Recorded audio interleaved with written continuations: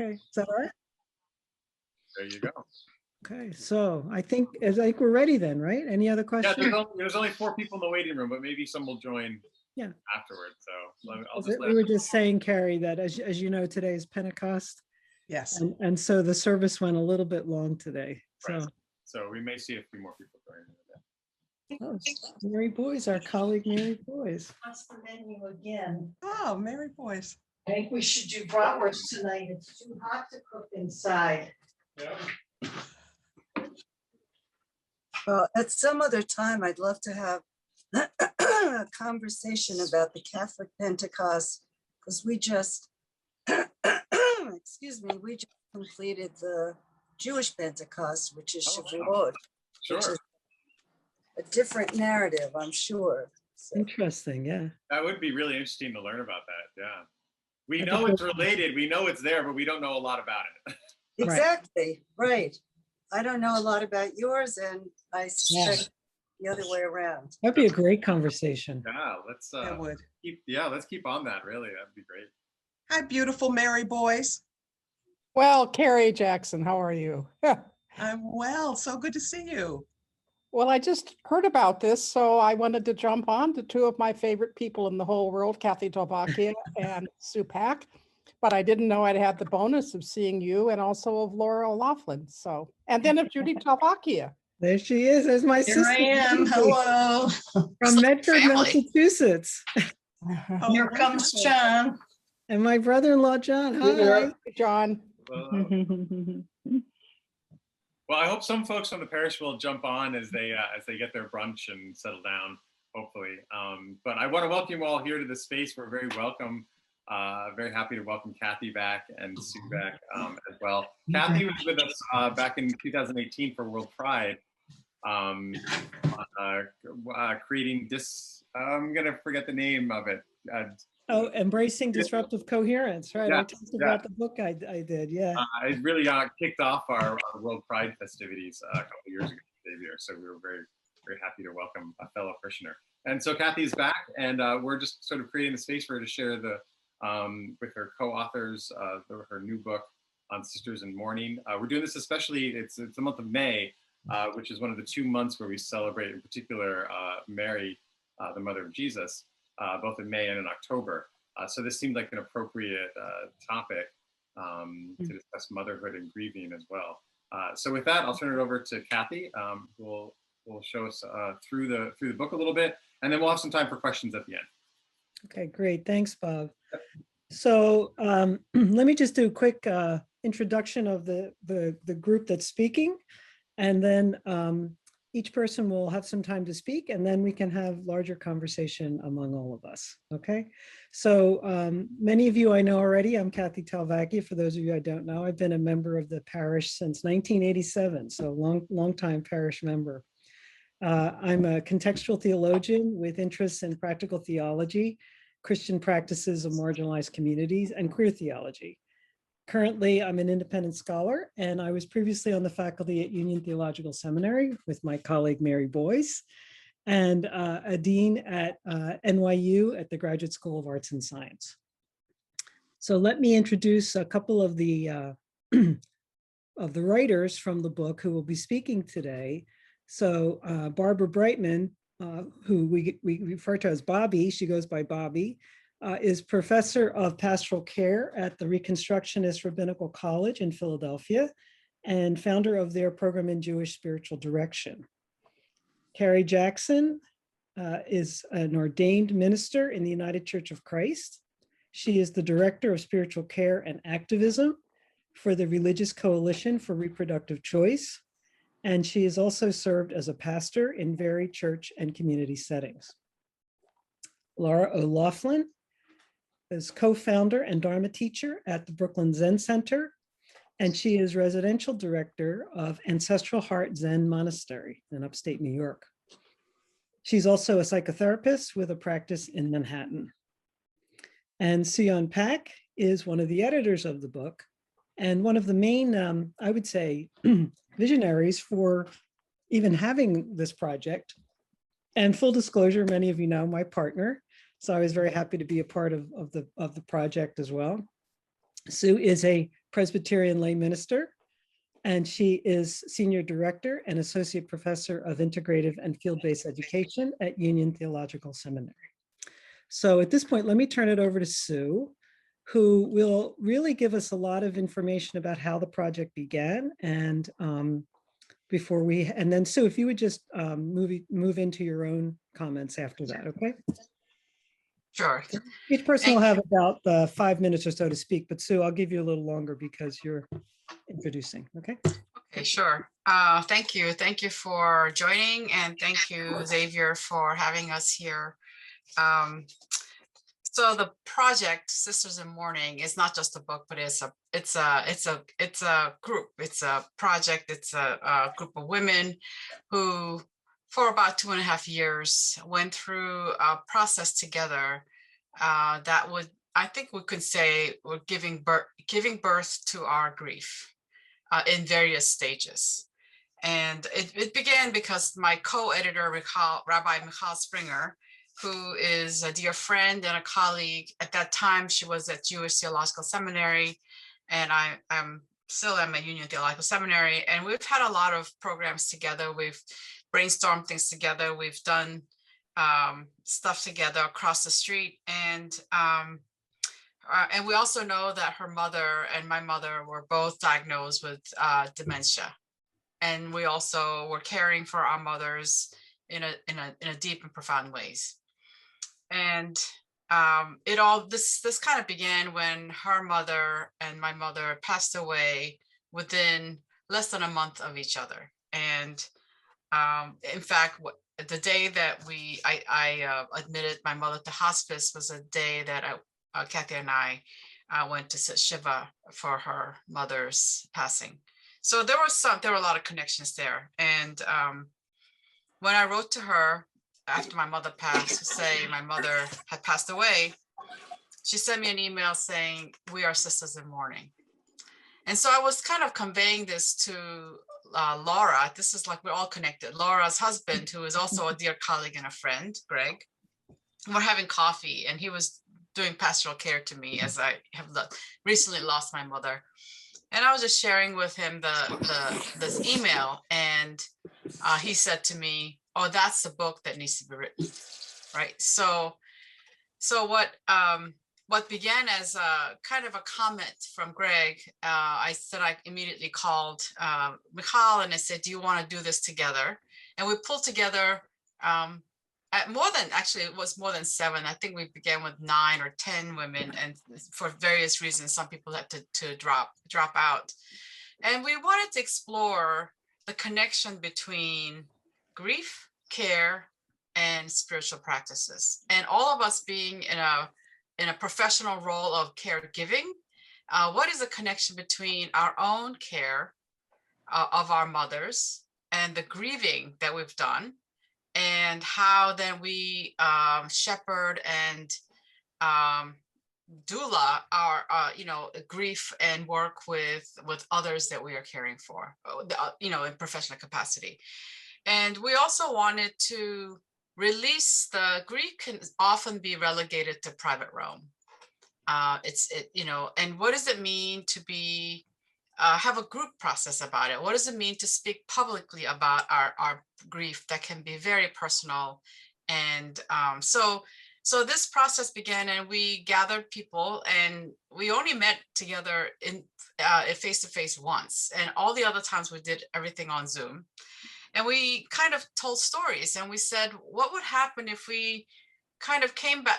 We told stories about our own experience with our mothers, including the care and all the complications of our relationship. We don't all have this beautiful Hallmark card relationships with our mothers, and it's complicated. Some of them are more strained, some of them are more distant, and some of them are more tense with various range of intensity. And so we wanted to explore what it meant to kind of speak that into space where it was held, and not just kind of speak about it, but to write about it, because we've also felt the writing process itself was a way to articulate our grief in a way that we haven't done before.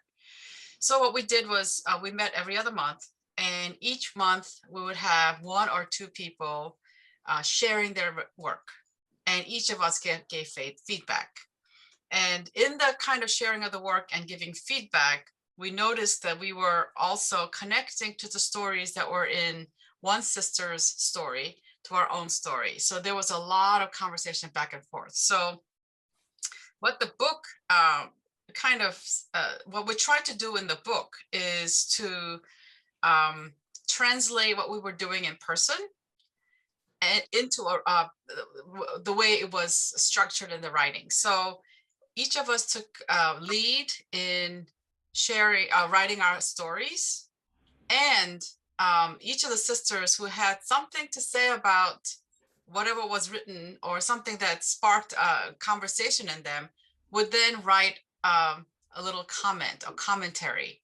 So our chapters are laden with the voices of other sisters. So this is not just you read Kathy's chapter, it's straightforward. You can, but it's laced with all these other sisters saying, oh, that reminds me of, or, oh, I never thought about it that way, or, oh, I had a very different experience, kind of conversation. So we're trying to model that in the book. So it's a very unusual kind of layout of the book.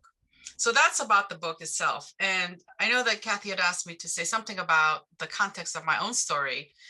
So I'm a Korean immigrant. I came here when I was 10, and my mother came as a whole family. And my mother has lived with multiple dislocations, right? So she lived in northern part of Korea before it was divided into south and north.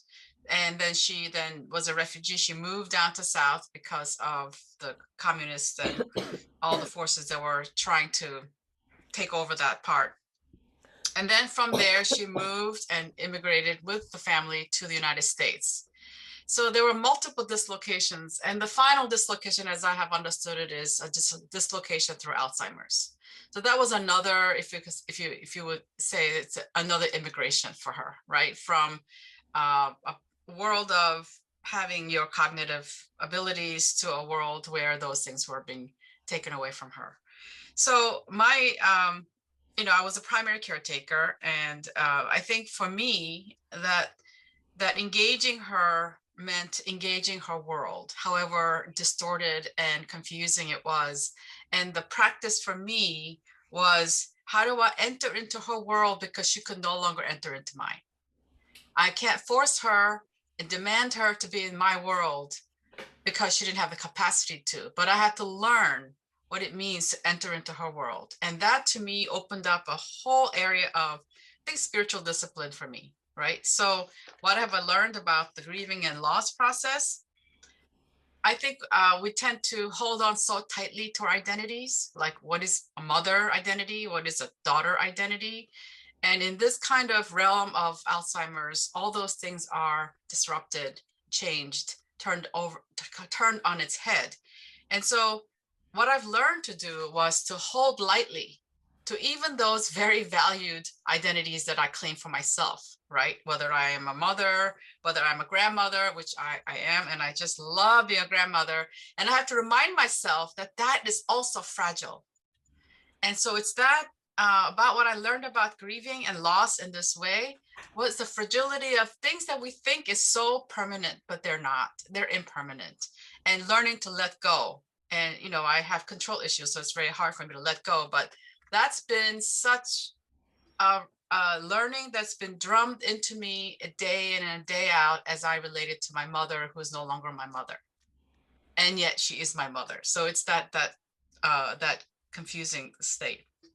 And I said one more thing about what I've learned about grief is that from my own sort of spiritual tradition, grief for me is a Holy Saturday experience.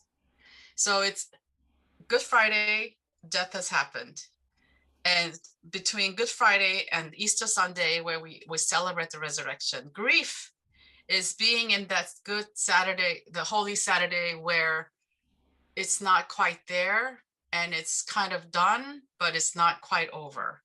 and how and it's like you know, you're in the abyss because you've have great loss. It's in the abyss, and it's about sitting there in the abyss. Grief is like sitting there in the abyss, but knowing that I am not alone. To me, that was a great learning about uh, and sort of my sort of like spiritual honing is that yes, and don't move too quickly into the resurrection, because there's so much for me to live and learn in the abyss, that not to and to refrain myself from going very quickly into, okay, I'm done, I grieve, and go into the celebration of, you know, resurrection of new life, right? So, and I think for me that takes a lot of humility and grace, because that's not something I could do myself. And knowing that I was not there in the abyss myself, that God was there and the spirit was there and the love was there, without which I could not have moved through. And it's not a once and all done, you know, you've been there, done that, right? It continually comes back to us in different stages, that I've been back in that Saturday experience again, and this time grieving something different or something new. So I'll stop there, and I'll let my colleagues jump in here with your stories.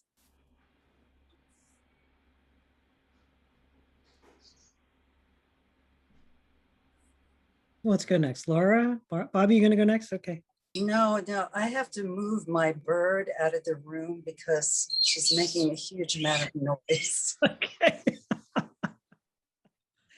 I'll Okay, go Laura, next, you want to Kathy. go next, or Carrie, you want to go next? Yeah, I'll go next. Okay, great. I'm so glad to be here with each of you. The title of my chapter is Caring for Baby Girl. Throughout my life, my mother referred to me as baby girl. And, you know, for many years, I didn't particularly like it. As I grew older, I came to love it and cherish it. Just as I was finally saying yes to God about my call to ordained ministry, my mother began presenting with signs of dementia. At the time, I was living in Washington, D.C., and she was in Baltimore, Maryland. And I knew I was being called, actually pushed, to go to seminary in New York at Union Theological Seminary. I didn't want to go to New York. I didn't want to go to seminary. I knew God was calling me. I had finally come to the point of saying yes. And then I was confronted with what was happening with my mother. I had always imagined myself having my mother live with me and for me to take care of her during her older years. That was particularly important to me because my mother had been orphaned and did not have home and family. And I really wanted to make sure she had that kind of love and care and nurture, especially in her later years. And so here I was in the midst of discerning, what is it, God, that you really want me to do? I'm supposed to take care of my mother. I want to take care of my mother. I don't really want to go to seminary, but I know you've been calling me to that for a long, long time. And I wrestled and I heard the words, I took care of Gladys before you were. It really hit me in a very profound way. That was what I was to do. I needed to let go of my notions of what I was supposed to do in my mother's life. That didn't mean let go of my mother, but let go of how I thought I was to provide care to her. So I went to seminary, and of course, I was constantly torn throughout my time in seminary about what was happening with my mother. And there was a point at which I brought her to seminary with me. And Sue and Kathy and our guest Mary know that my mom was there and would often speak profound spiritual truths to people, not because she knew who she was talking with, but because she always had her spiritual connection. And my mom modeled that for me. She modeled gratitude. She modeled a love, a profound love for God. And so even during the times in her life that she could no longer be mother in the ways that I was wanting and in the ways that she was wanting to give, she was still mothering me. She was teaching me, but in some very, very new ways. And I had to learn to open myself to the new ways that my mother was still helping me learn how to live a full life. So caring for baby girl was very much, as Sue talked about, the shifts in who's the mother, who's the daughter.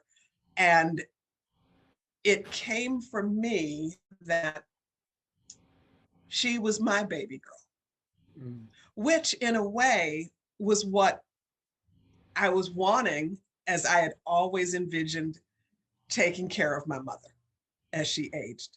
It was just very different from what I had imagined it would be. And so I let that go. My construct, my parameters of what it would look like. And it was rich, it was profound. It continues to hold me, as I know I'm still her baby girl. Oops, And she's mine. And my time is up. sorry. I didn't know that was going to go off. No, I was finishing.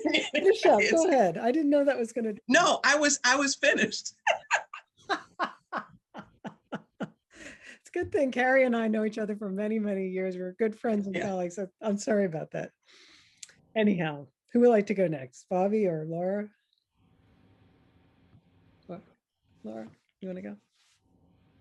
Hi, everybody. So nice to be here. As I was, we've heard each other's stories, and yet each time I hear these women speak, a new connection gets made for me. So I was just thinking about connecting these stories. For me, it's interesting, when I first heard about the project, the way it was presented to me is, what about your own spiritual practice and orientation where you served you, or you were able to access or bring to your grieving or your caregiving with your mother? And for me, it was the opposite. I had lost my mother when I was 19 years old. And so in a way, the loss of my mother, when she was 42, and then the subsequent deaths of both of my sisters in their 40s, is what drew me and drew me to a life of spiritual orientation, of spiritual service and spiritual community. So really, my story is one in which I almost needed to bring what I had gathered together for the 40 years since my mother's death and bring it back. So bring it back, not just bring it back to that time where I didn't have any resources. So Sue talked about having to kind of let go of herself and enter into her mother's world. And for me, this process of this project was bringing to this what I call this frozen grief of a 17-year-old or a 19-year-old, 17 years old when my mom got cancer, and 20 when she died, bringing to her all the resources that I could in order to help that grieving process be birthed. And it's interesting because, as I have said, I'm a therapist. I guide others in often in a process around grieving and death, and yet there was this 17-year-old who was frozen in time, who hadn't anything available to her to be able to move through that. And I didn't even know it. I only really got it when I foolhardily agreed to be part of this project. And then recognizing how traumatic that time was for me. And the trauma showed up in the experience of being with this group. But it was this group, which is what healed me. And I think that's the part that is just so profound, is that it was the collective holding of these women, wise, loving women who also spoke so much about their caring for their mothers, that allowed me to find my way back to this girl. And so I feel like the process for me was so tied to community, which is basically, my mission in life is about the creation and maintenance of community. And so this became a community that collectively could hold my grief. And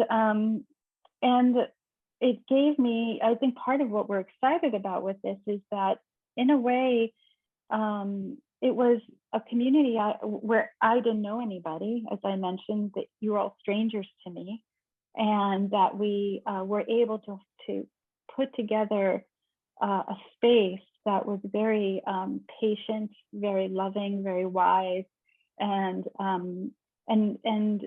allowed what needed to take time to be healed to heal. So there wasn't this pressure of something having to happen. Unlike others, I could not write. I could not begin the writing process, and I would be in tears or kind of frozen for most sessions. And it took over a year and a half for me to begin to write. That's how much material was in there that was so painful and kind of cordoned off. Because, I lost my mother just at a time where I was,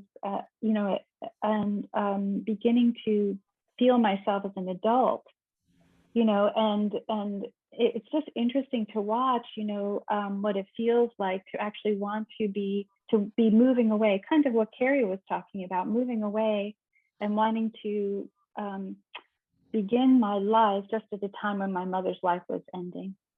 So it was, it actually required a collective holding in order for me to feel into, and then be able to work through that. So my ritual, which is what I described in my chapter, is by beginning to describe and name and feel into my 17-year-old and 19-year-old, and give her experience words that I was able to then be in connection with my mother. So my ritual was, I wrote my mother. I had some letters from my mother. I had very little information in my body or actually out in the world about my mom. And but I had these letters, and so I took pieces of those letters and then responded to them and wrote her. And in doing something started to melt and shift and become alive. And then the last thing I would say, which is really interesting, is that, by doing that, my mother became more alive. She became more three-dimensional. And there was a release there and a connection there that hadn't been there. And then the other piece of it was then to see the mothers all gathered together in the book. And there's a page in which we're all pictured of us as daughters with our mothers. And in some ways, it felt like my mother's life had more meaning, more dignity, and was brought to life as a result of this process, which is very moving for me. Yeah, and there's more to say, but I think that's the heart of what I wanted to express. So. Thank you, Laura.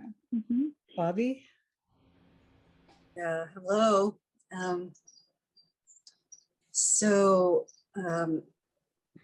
The journey that my mom had Alzheimer's, and she had a very, very slow moving dementia that really unfolded over about 17 years. And I became aware of it when I was in my mid 40s, 46.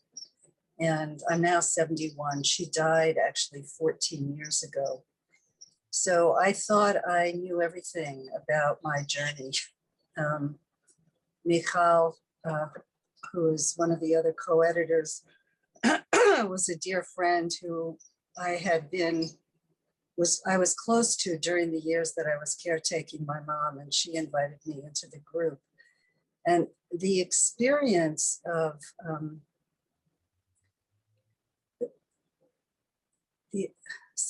my mother was the child of Jewish immigrants who came to this country in the early 1900s, escaping from the pogroms and anti-Semitic marauders of Eastern Europe. And so my family has, a legacy of trauma. And then there were personal traumas after my grandma came to the United States as a 19-year-old.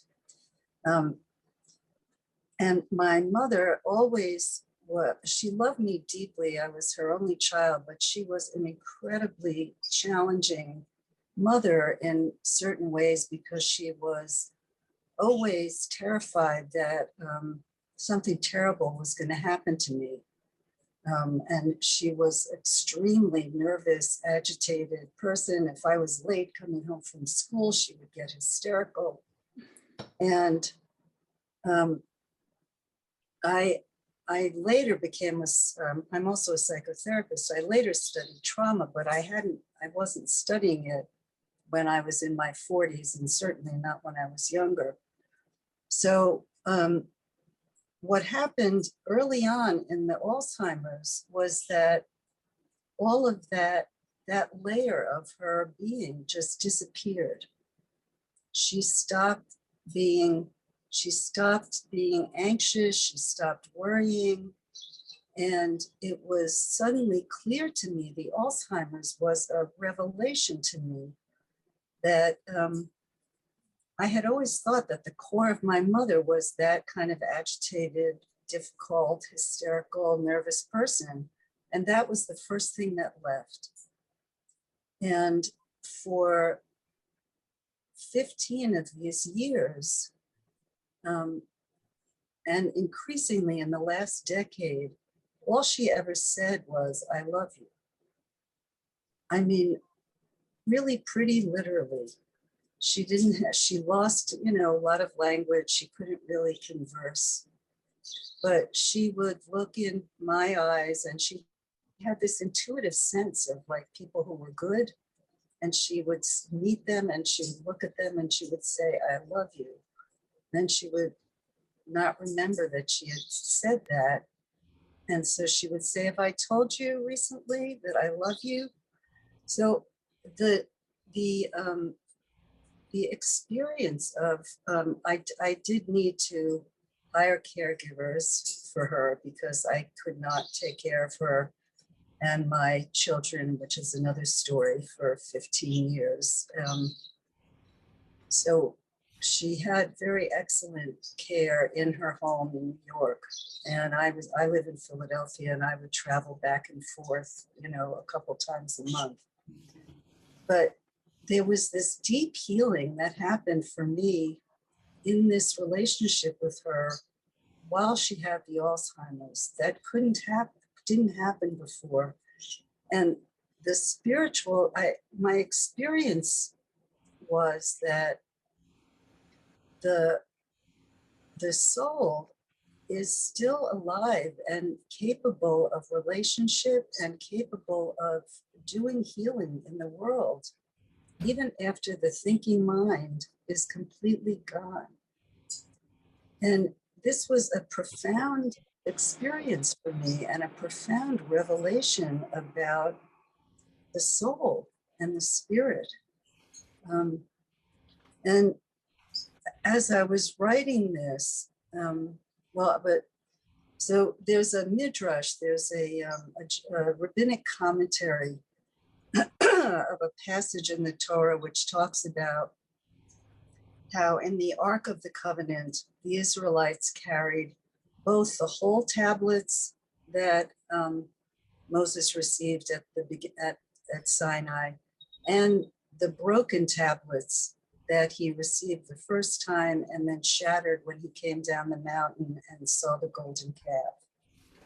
And the Torah story is about how both the broken tablets and the whole tablets were being carried in the Ark of the Covenant through the wilderness. The Midrash talks about, first of all, that, so that the whole tablets and the broken tablets are equally holy. The rabbinic Midrash is that the broken tablets are like the aged scholar who no longer can teach and no longer can think, but that reverence is due because they are as holy as the whole tablets. And the opportunity for me to tell this story was so profound in this group. Like, by the time the group was happening, I had been living already it was decades after my mother had already died. She died in 2007. But it was in the telling, in the writing and the telling, talking with each other, that I really put together my current understanding of trauma with my understanding of why my mother was who she was when I was a child, and with my inchoate experience of that I lived with her pure soul for over a decade, but had never really written about that or talked about that or named it in this clear way. And this book was the opportunity to tell that story.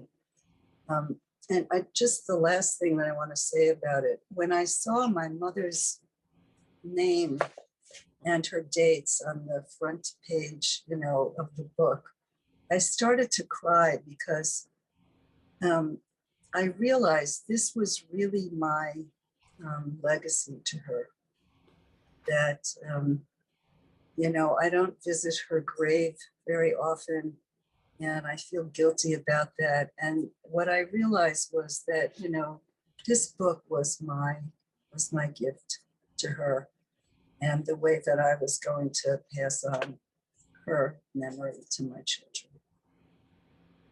Thanks, Bobby. Okay, let me just go now. And so just to give you a little context, my chapter is about the struggle in any kind of caretaking relationship when, between your own self-care and the care for the person who needs your help. And for me, I was trying to really struggle with understanding that because I was very young when my mother died. Like Laura, I was 19 when my mother died of kidney disease. But it started much earlier. For 7 years, she was sick. So I was 12 when she got sick first. And then when I was 14, she went on dialysis. And then she died when I was 19. So I didn't really have the opportunity to grow old with her and to have the kind of adult conversations that others had in the group. So, and I had had lots and lots of therapy and spiritual direction over the years to process the experience, which was traumatic in many kinds of ways when you're that young. And plus I had a lot of responsibilities for her care. Because of the family dynamics that were going on, I had a lot of responsibility. I was very involved in her care, even as a young child. So I had to really find a way for this process, to find a way to reflect on my experience in a new way. And as I said, I was very emotionally involved in my mother's care. There were 6 of us children in the family, and the older 3 were either at school or working away. And then the younger 3, we were at home, and a lot of the responsibility fell to us, even though everybody was trying to do what they could to help out the situation. My father had a job away, so there was a lot of responsibility that I had as a young person, and I was very emotionally involved. So I needed to find a way to sort of talk about this with some emotional distance, so that I used it as an opportunity to kind of, because in therapy and spiritual direction, I'm more emotionally involved in reflecting on it.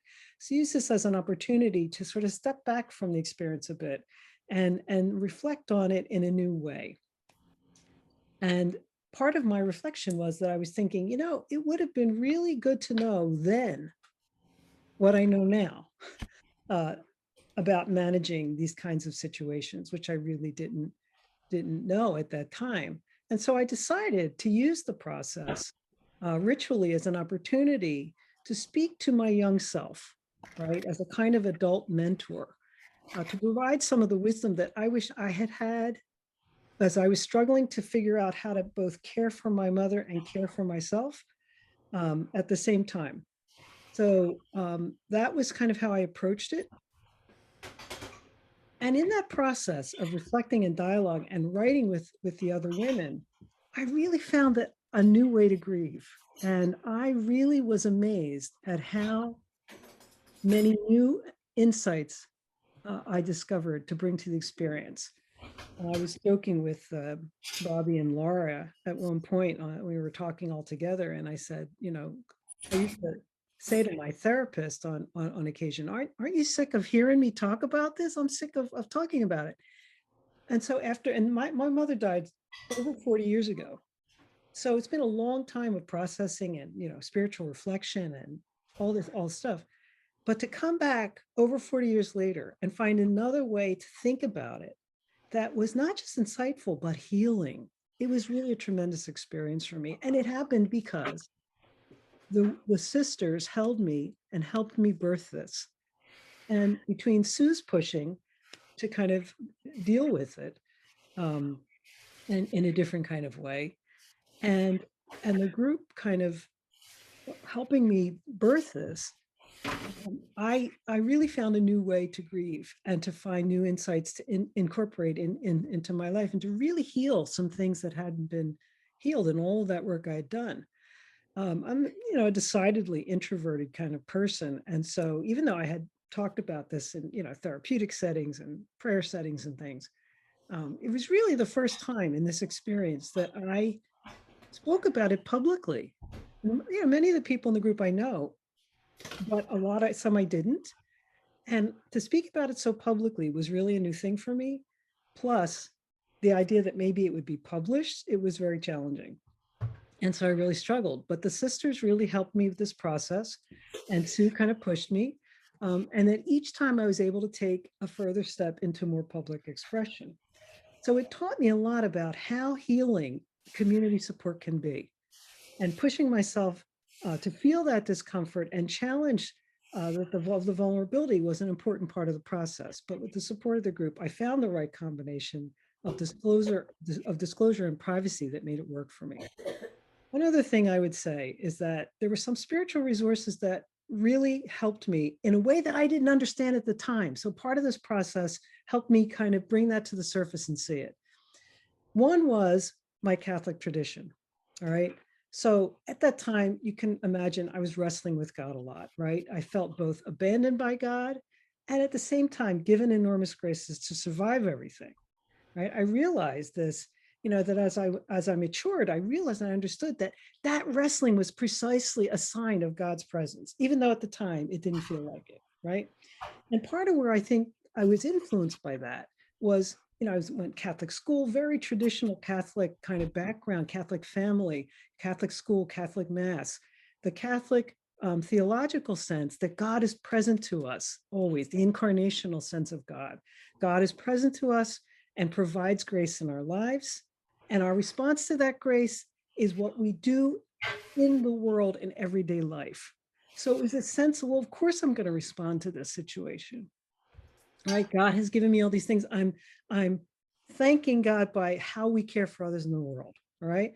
And it wasn't I was aware of this, but clearly that training sunk in my head in some way that this is part of how we respond, even though I was wrestling with God, right? You abandoned me at the same time. you're present with me in grace. Another spiritual resource was the issue of my culture, right? Italian culture, very clear messages about respect and protection for the care of your family, for your parents, and all around me in my community, in the Italian American, multiracial, but Italian enclave connected to other racial enclaves around me. There were examples of people caring for members of their family. It was a given that this is what you did. So culturally, that was part of the resource that I drew to it.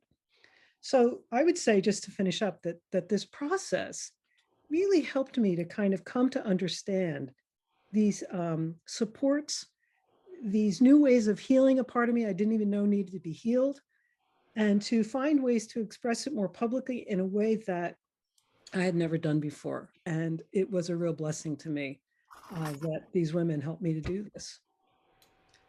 So let me stop there. And then Bob, maybe you can kind of get the conversation going and we could kind of go from there. Sure. Well, I want to thank you all for sharing so much of yourselves in this work too. If there are questions for anyone on anything that they've been talking about, we certainly have about 15 minutes for some questions. I was just wondering, maybe to get it started, is I was part of a similar project where I got together with a group of authors around a particular topic. This was in ministry recently. And so I'm really resonating with how therapeutic that kind of process is. And where I started is certainly not where I ended up. And I also noticed that it was also an act of service, sort of giving back to one another. And you've already said a lot about what that experience had been like for you. I was just wondering, were there any sort of common experiences or universalizing experiences as you were going through the process where you all seem to have a similar kind of response or experience that surprised you? Or divergence or difference of experience that surprised you? Or what surprised you? I could just quickly jump in here. I think we tend to be kind of in grief. We tend to be inward looking because that's what grief does, right? It focuses you to go. If it pushes you to go inward, which is rightly so. But the danger of that is that you remain with your own grief, and it can be. I mean, not necessarily negative in a way that you don't. It's hard to know grief other than your own grief. So for me, so of course I'm just coming out of losing my mother, and Mikhail and I were talking. So we were both having a similar experience, and then to be met with. I mean, Kathy's my partner, so I knew that. Of course, I knew she lost her mother 40 years ago, but somehow I expected her grief to be similar. I expected everyone to just move through it like I'm going through it, because that's, well, how else do people go through it, right? And so I was really like taken aback when Laura and Kathy, who both lost their mothers when they were younger, were expressing something different about our group, because the five of us who had an adult relationship with our mothers were able to talk about things in multiple ways and kind of process it in a particular way. But Kathy and Laura's experiences were so different and didn't know their mothers in their adult life.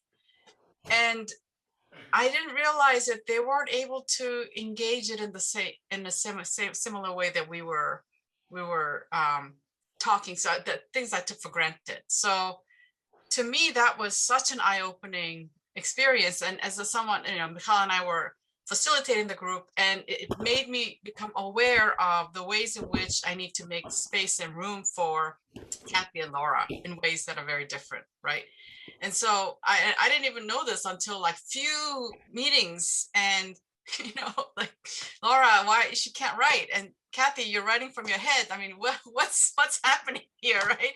And I realized that it's a very different thing to lose your mother when you're young and not having that adult experience. And Kathy kept saying to me, I don't have the stories that you have.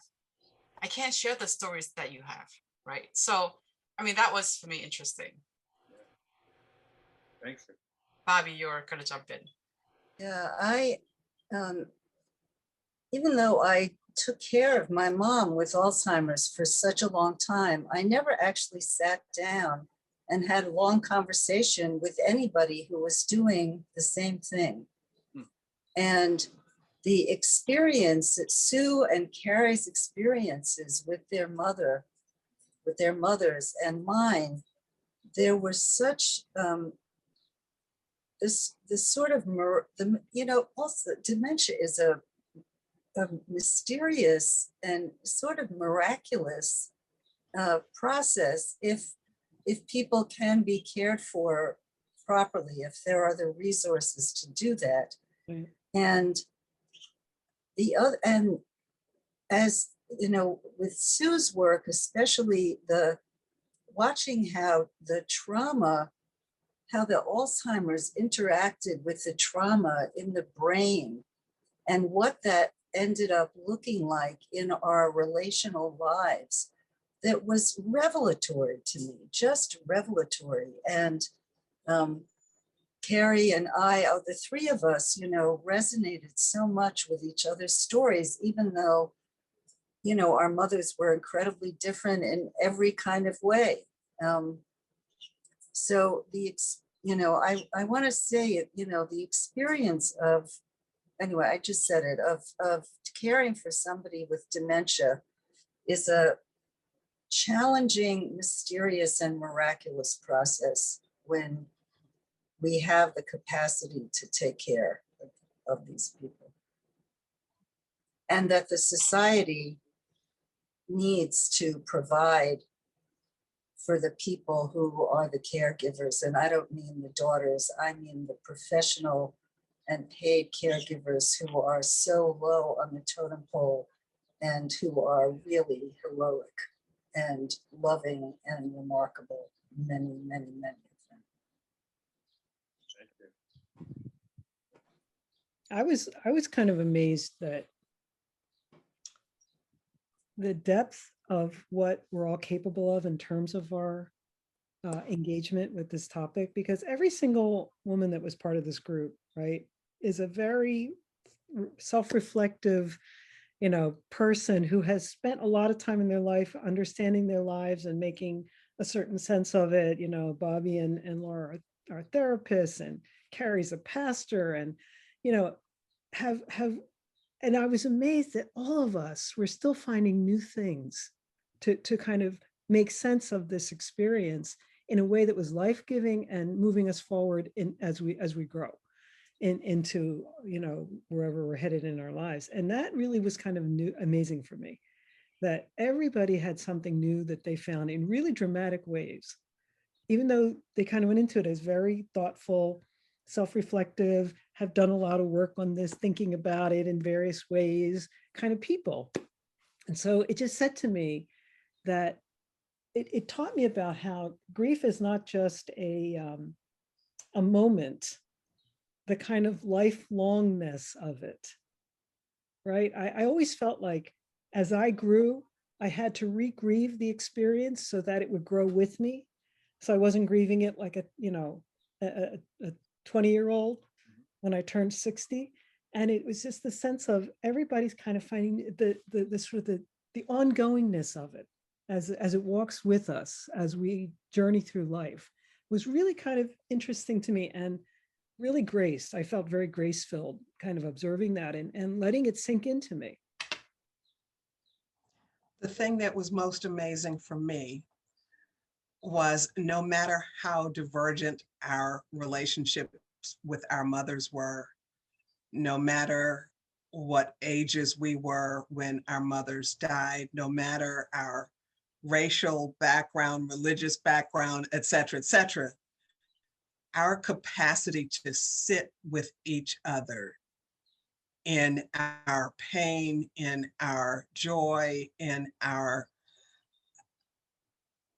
confusion, in the things we didn't understand, et cetera, just our capacity to sit with one another and to hold space in the ways that we did was one of the most remarkable communal experiences I've had in my life.